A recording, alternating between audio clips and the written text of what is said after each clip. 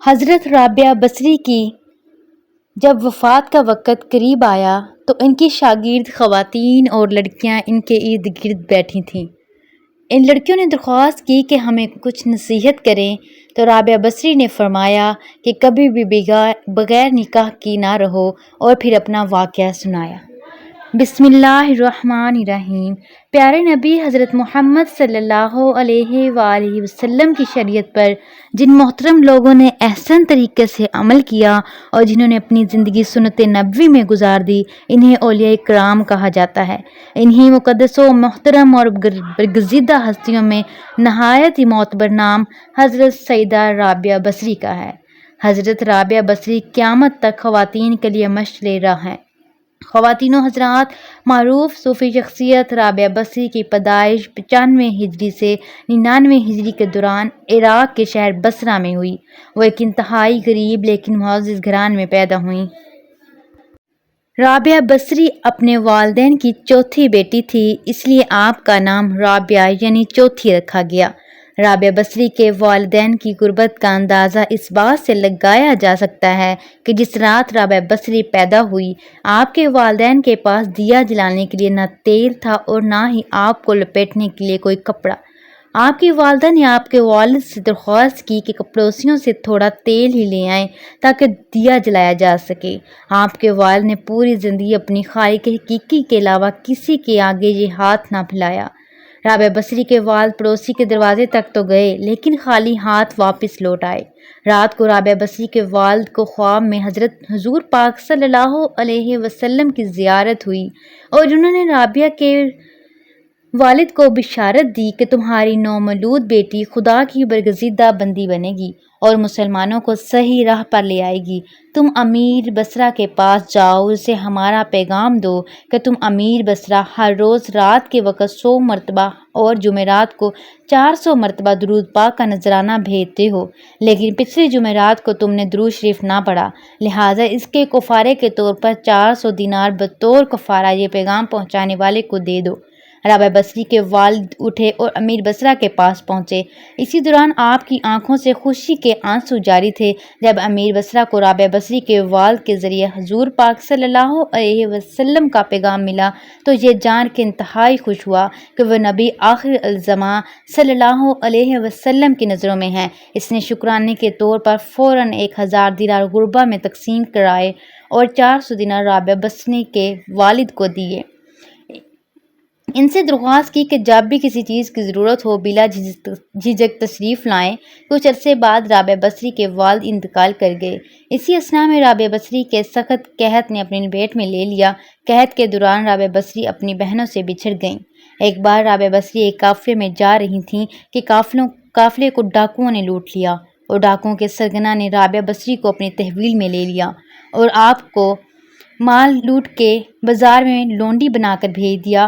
آپ کا آقا آپ سے انتہائی سخت محنت و مشقت کا کام لیتا تھا، اس لیے اس باوجود آپ دنیا بھر کام کرتی اور رات بھر عبادت کرتی اور دن میں بھی زیادہ تر روزے رکھتی۔ اتفاقاً ایک دفعہ رابعہ بصری کا مالک آدھی رات کو جاگ گیا اور اس کی گریہ ورزی کی آواز سن کر دیکھنے چلا گیا۔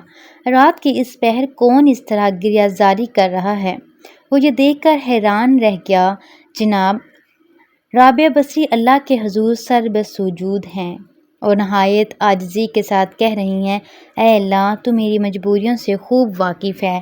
گھر کا کام کاج مجھے تیری طرف آنے سے روکتا ہے، تو مجھے اپنی عبادت کے لیے پکارتا ہے، مگر میں جب تک تیری بارگاہ میں حاضر ہوتی ہوں نمازوں کا وقت گزر جاتا ہے، اس لیے میری معافی قبول فرما لے اور میرے گناہوں کو معاف کر دے۔ اور میں اپنی کنیز کا یہ کلام اور عبادت کا یہ منظر دیکھ رابعہ بصری کا مالک خوف خدا سے لرز گیا۔ اس نے یہ فیصلہ کیا کہ ایسی اللہ والی کنیز سے اپنی خدمت کرانے کی بجائے بہتر یہ ہوگا کہ خود اس کی خدمت کی جائے۔ صبح ہونے پر وہ آپ کی خدمت میں حاضر ہوا اور اپنے فیصلے سے آپ کو آگاہ کیا۔ اسے کہا کہ آج سے آپ میری طرف سے آزاد ہیں، اگر آپ اسی گھر میں قیام کریں تو میری خوش نصیبی ہوگی، ورنہ آپ اپنی مرضی کی مالک ہیں، لیکن اگر آپ یہاں سے کوچ کر جانے کا فیصلہ کرتی ہیں تو میری بس ایک ہی درخواست ہے کہ میری طرف سے کی جانے والی تمام زیادتیوں کو اس ذات کے صدقے معاف کر دیں جس کی آپ راتوں کو جاگ جا کر عبادت کرتی ہیں۔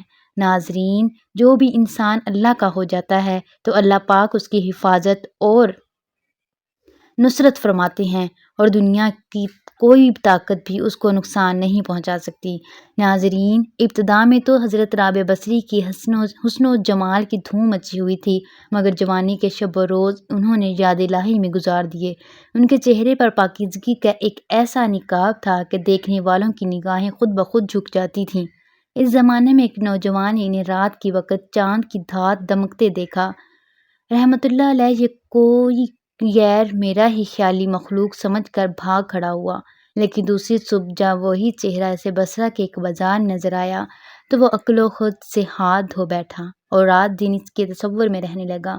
آخر دل کے ہاتھوں مجبور ہو گیا تو لوگوں سے پتہ پوچھا، حضرت رابعہ بصری کے گھر جا پہنچا۔ آپ کہا کرتی تھیں کہ دل کے دروازے ہمیشہ کھلے رکھو، کیا معلوم محبوب کس وقت دستک دے دے، مگر گھر کے دروازے بند ہوں یا کھلے ہوں ان کی دانست میں برابر تھے۔ نوجوان کو خلاف توقع ان کا دروازہ کھلا ہوا ملا۔ اس نے اپنے دل کی دھڑکنوں پر بڑی مشکل سے قابو پایا۔ رات کا وقت تھا، اندر چراغ روشن تھا۔ یہ سوچ کر بے باکی سے اندر داخل ہو گیا کہ حال دل سنا دینے میں کیا حرج ہے، زیادہ سے زیادہ انکار ہی تو ہو جائے گا۔ واپسی کا دروازہ بہرحال کھلا تو ہے، لیکن جب وہ اندر پہنچا تو وہاں کوئی نہیں تھا، البتہ چھت سے ایسی پرسوز آواز آ رہی تھی جیسے کوئی زیر لب کا رونا رو رہا ہو۔ نوجوان تیزی سے زینے پر چڑھ گیا۔ حضرت رابعہ بصری عشاء کی نماز سے فارغ ہو کر ثنا خوانی کر رہی تھیں۔ پروردگار، ستارے روشن ہو گئے، لوگ سو گئے، بادشاہوں نے دروازے بند کر لیے، ہر محبوب اپنے محبوب سے محراز و نیاز ہے اور میں تیرے سامنے کھڑی ہوں۔ نوجوان پر سکتہ طاری ہو گیا۔ اسی اثناء میں حضرت رابعہ بصری نے پلٹ کر اسے ایسی قہر آلود نظروں سے دیکھا کہ اس کی زبان گم ہو گئی۔ رابعہ بصری نے اس کے قریب آ کر پوچھا، کیا تم مجھ سے شادی کی درخواست کرنے آئے ہو؟ نوجوان نے لرزتے ہوئے ہاتھوں سے اپنی زبان کی طرف اشارہ کیا کہ وہ بول نہیں سکتا۔ حضرت رابعہ بصری نے کہا، اس سے پہلے کہ زبان کی طرح تیرا دل بھی چپ ہو جائے تو جس راستے سے آیا ہے اس راستے سے لوٹ جا۔ وہ جوان صرف آنکھوں سے التجا کر سکتا تھا کہ نیک خاتون میری گواہی میں مجھے واپس دے دے۔ میں تیرے مرتبے سے واقف نہیں تھا، مجھ سے غلطی ہوئی، مجھے معاف کر دے۔ لا علمی ہمیشہ قابل معافی ہوتی ہے۔ اس کی خاموش آنسوں کے جواب میں حضرت رابعہ بصری نے کہا، نوجوان، دنیا اگر مجھ سے کوئی زیادتی کی ہوتی تو میں تجھے یقیناً معاف کر دیتی۔ میں نے خود کو بہت پہلے اپنے رب کے حوالے کر دیا تھا۔ اب یہ معاملہ تیرے اور رب کے درمیان ہے۔ معافی مانگنی ہے تو اس سے مانگ، تو صدقے دل سے توبہ کرنے کا ارادہ کرے تو شاید توبہ کی خاطر تیری زبان کھل جائے۔ یہ کہہ کر وہ نماز کے لیے کھڑی ہو گئی۔ نوجوان بھی بے اختیار سجدے میں گر گیا۔ وہ رو رہا تھا، نامعلوم کب تک روتا رہا۔ جب اسے ہوش آیا تو زبان کھل چکی تھی اور توبہ توبہ کا ورد کر رہی تھی۔ بصرہ کے بازاروں میں سال تک ایک مسجد گرمی، جاڑے اور برسات سے بے نیاز ہو کر دیوانہ وار توبہ توبہ کے نعرے لگاتا رہا۔ اس کے نعروں سے بصرہ کی راتیں گونج اٹھتی تھیں اور بچے سہم کے ماؤں کے سینوں سے دبک جاتے تھے۔ آخر ایک دن وہ مجذوب اچانک ہی کہیں غائب ہو گیا۔ پھر کبھی اس کا پتہ نہیں چلا۔ وہ منسوب یہی مذکورہ جوان تھا جو حضرت رابعہ کی بدولت دربار خداوندی میں مقرب ٹھہرا۔ رابعہ بصری ایک بہت ہی نیک اور زاہدہ خاتون تھیں۔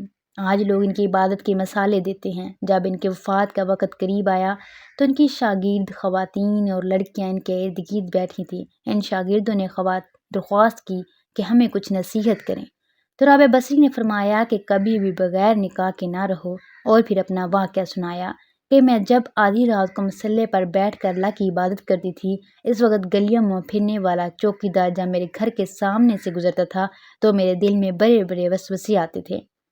اس وقت سارے لوگ سوئے ہوئے ہیں، کوئی بھی نہیں دیکھ رہا۔ یہ تو اللہ کا کرم ہوا کہ اس نے مجھے زنا سے محفوظ رکھا۔ اس واقعے سے آپ اندازہ لگا لیں کہ رابعہ بصری جیسی پاک دامن اور آپ کا زاہدہ خاتون کو ایسے وسوسے آ رہے ہیں تو آج کل کس گندے معاشرے میں جہاں ہر طرف بے حیائی، بے پردگی اور بے دینی ہے ماحول غالب ہے، ایسے میں کون بے حیائی، بے پردگی اور بے دینی کا ماحول غالب ہے، ایسے میں کون عورت ہے جو اپنے آپ کو بچائے گی؟ فرمایا، نکاح کے بغیر زندگی کا اسلام میں کوئی تصور نہیں۔ اللہ تعالیٰ کے نبی صلی اللہ علیہ وسلم نے شادیاں کیں اور بیک وقت 9 بیویاں چھوڑ کر انتقال فرمایا۔ اللہ تعالیٰ کے رسول صلی اللہ علیہ وسلم صبح کرتے اس حال کہ اہل و عیال کے پاس غربت کے باعث کھانے کو کچھ نہ ہوتا، اور شام کرتے تو بھی یہی حالت ہوتی، مگر اس کے باوجود 9 بیویاں چھوڑ کر انتقال فرمایا۔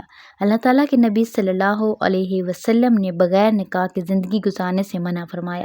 خواتین و حضرات، ایک دفعہ حضرت حسن بصری رحمۃ اللہ علیہ نے حضرت رابعہ سے کہا، آپ شریعت کے مطابق شادی کر لیں۔ فرمایا، نکاح شادی اس کے لیے ہے کوئی وجود ہو، نہ میرا کوئی وجود ہے اور نہ میں اپنے آپ کی مالک ہوں، اللہ تعالیٰ کی مملوک ہوں۔ ایک دفعہ کچھ اور لوگوں نے بھی آپ سے کہا کہ آپ شادی کر لیجئے۔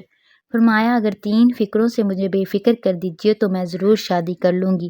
نمبر 1، دنیا سے اپنا ایمان سلامت لے جاؤں گی۔ نمبر 2، روز حشر میں میرے دائیں ہاتھ میں نامہ اعمال دیا جائے گا یا بائیں ہاتھ میں۔ نمبر 3، قیامت کے روز جب لوگ دائیں جانب سے جنت میں جائیں گے اور بائیں جانب دوزخ میں جائیں گے تو مجھے کس جانب سے پہنچایا جائے گا؟ لوگوں نے کہا، اس کا علم تو خدا ہی کو ہے۔ فرمایا، تو پھر جیسے ہی اتنے عظیم افکار و امام پیش ہوں، وہ بھلا کیا شوہر کر سکتی ہیں؟ رابعہ بصری نے تقریباً 88 سال کی عمر پائی۔ آپ نے آخری سانس تک عشق الہی کی لذت و سرشاری کو اپنا شعار بنایا، یہاں تک کہ اپنی آخری سانس تک معبود حقیقی کی محبت کا دھم بھرتی رہیں۔ آخر وقت آپ نے اپنے والی اور صوفی ساتھیوں کو بتایا کہ میرا محبوب اور معبود ہمیشہ سے میرے ساتھ ہے۔ ناظرین، ہمیں حضرت رابعہ بصری کی زندگی سے یہ سبق ملتا ہے کہ اللہ کی پہچان کے دروازے مرد و عورت سب کے لیے کھلے ہیں۔ حضور نبی اکرم صلی اللہ علیہ وسلم کے فرامین کی روشنی میں چلنا ہمارا کام ہے۔ باقی فضل و کرم کرنے والا اللہ تعالیٰ ہے کہ وہ سجدوں کو شرف قبولیت بخشی۔ دعائے پاک ہمیں بھی عبادت و ریاضت والی زندگی گزارنے والا بنائے، آمین یا رب العالمین۔